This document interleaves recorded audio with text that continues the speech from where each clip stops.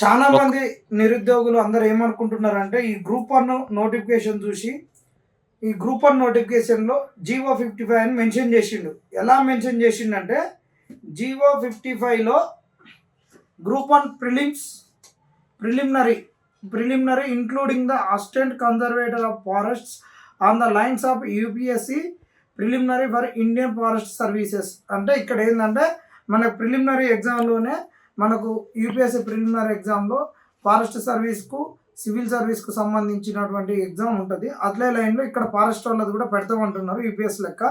Next పోతే categories of post covered అన్నాడు. అన్న దాంట్లో ఇది ఇక్కడ జీవోను ఉంటే ఏంటంటే ఇది ఏం చేసిండయి అంటే ఇది ఒక్కసారి ఫోకస్ చేయి.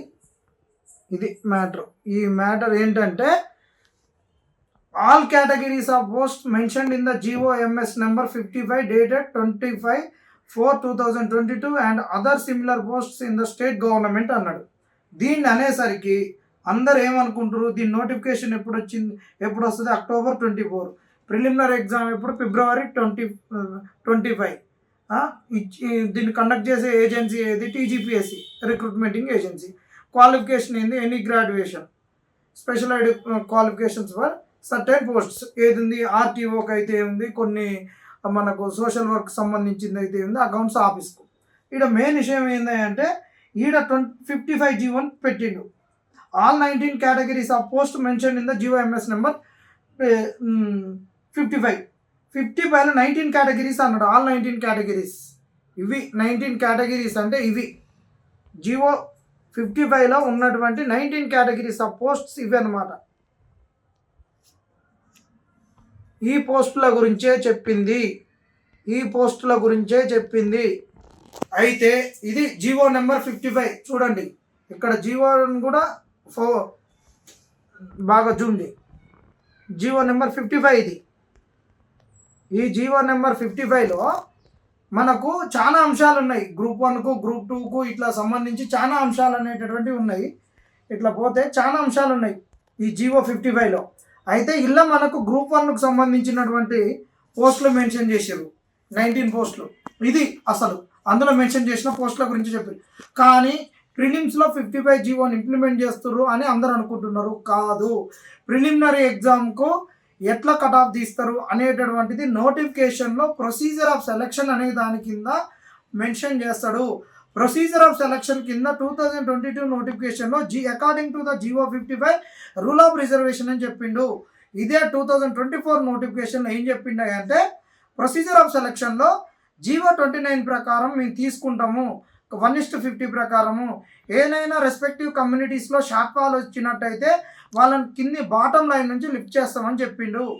ఇది అసలు అందులో నోటిఫికేషన్ వచ్చినప్పుడు ప్రొసీజర్ ఆఫ్ సెలక్షన్లో ప్రిలిమినరీ ఎగ్జామ్లో ఏ విధంగా సెలక్షన్ తీసుకుంటాడు, జీవో 55నా, జీవో 29నా, లేకుంటే ఈ రెండును కలిపి ఇంకేమన్నా పుట్టిస్తాడా, హైబ్రిడ్ జీవో ఏదన్నా వస్తుందా అనేటటువంటిది వేచి చూడాలి. కానీ ఈరోజు 55 జీవోని ఇలా మెన్షన్ చేసిండు కదా, 19 పోస్టులు ఈ జీవోలో మెన్షన్ చేసినటువంటి 19 పోస్టులకు ఆయన నోటిఫికేషన్ ఇస్తాడు. అది అంతే తప్పితే ప్రొసీజర్ ఆఫ్ సెలక్షన్ ప్రిలిమ్స్కి సంబంధించింది ఎక్కడా చెప్పలేదు. నాకు ఇప్పటికీ 100 మంది ఫోన్లు చేసి అన్నా 55 జీవో అని మెన్షన్ చేసిండు, గ్రూప్ 1కి ఇంకా 29 జీవోని ఎత్తేసిండు, మీరు కొట్లాడబట్టి అని అందరూ సంకలు గుద్దుకుంటూ సంతోషాన్ని వ్యక్తం చేస్తున్నారు, హర్షధ్వనులు వ్యక్తం చేస్తున్నారు. వీళ్ళు ఇంకా తెలియక ఇంకా పాల ప్యాకెట్లు కొనుక్కొని ఇంకా టీజీపీఎస్కి పాలాభిషేకం చేసేటట్టే ఉన్నారు. దయచేసి దీన్ని మీరు ఆలోచించండి. జీవో 55 అని కొట్టండి, మీకు వస్తుంది. ఆ జీవో 55లో చూడండి, ఆడు మెన్షన్ చేసిన పోస్టులే ఇచ్చిండు కేటగిరీస్, కానీ ప్రొసీజర్ ఆఫ్ సెలక్షన్ అందులో లేదు. ఇప్పుడు ఇచ్చేటటువంటి ఎగ్జామ్కు అందులో ప్రొసీజర్ ఆఫ్ సెలక్షన్ ఇక్కడ ఏముంది, ప్రిలిమినరీకి అనేటటువంటిది రూల్ ఆఫ్ రిజర్వేషన్ ఉంది. కానీ రేపు నోటిఫికేషన్లో ప్రిలిమినరీ ఎగ్జామ్ సెలక్షన్ అప్పుడు మెన్షన్ చేస్తారు. కానీ అంత పడంతరం వరకు జీవో 55 అయిందని సంకలు గుద్దుకోవద్దని మీ అందరికీ తెలియజేస్తున్నాం. దీన్ని మీద ఇది క్లారిటీ, ఇంతకు మించి ఇంకా క్లారిటీ ఏం లేదు. 55 జీవోతోటి నెక్స్ట్ ప్రిలిమ్స్ కండక్ట్ చేస్తాడని అనుకోకరి. ఆ నోటిఫికేషన్ వచ్చేటప్పుడు చేద్దాం.